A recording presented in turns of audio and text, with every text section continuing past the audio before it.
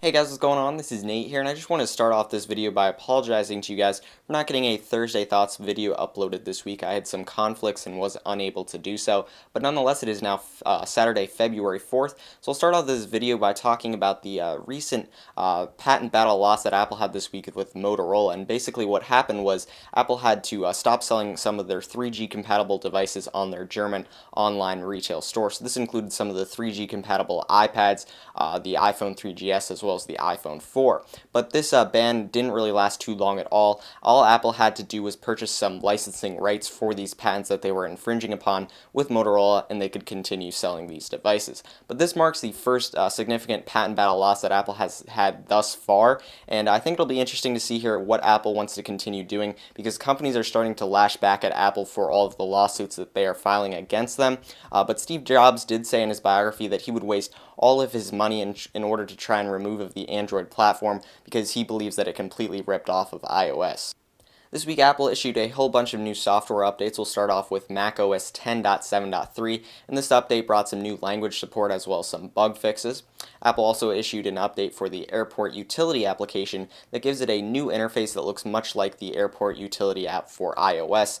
So this new interface is much more streamlined and allows you to access a lot more wireless settings within a single window instead of having to have a lot of windows open. And then they also issued updates for Final Cut Pro 10, Motion, and Compressor, and I think the most significant feature out of the update for those applications is the multicam editing. A lot of people were frustrated that this feature was not included in Final Cut Pro 10 when it was released last year. This week, some images surfaced of an iPod Nano prototype with a hole for a 1.3 megapixel camera. Now, the report that came along with this image states that Apple is looking to refresh the iPod Nano sometime this March or April with this new camera built in. Now, in the past, we've seen some other iPod Nano prototypes with a possible spot for a camera. I don't know if this is something that Apple's really going to want to do. I know the iPod market is dying. A lot of people are looking to purchase devices such as the iPhone and the iPad. I think the iPod Touch is still a good device for them to keep around, but I don't know if adding a camera to an iPod Nano is really a selling point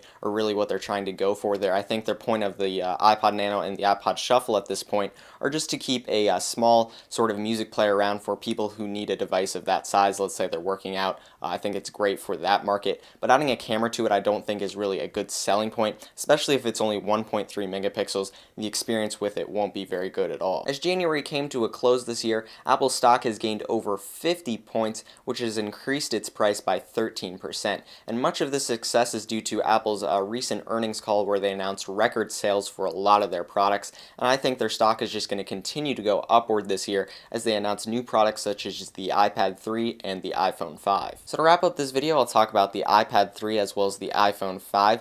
So this week, reports for the iPad 3 are now saying that it's going to be announced and launched sometime in March. A lot of reports beforehand were hoping that it would take place sometime in February, but at this point it doesn't seem too likely. Also this week on BoyGeniusReport.com, some images were posted from Apple's iboot development software, which shows references to an iPad 3 with a quad-core A6 chip and LTE support.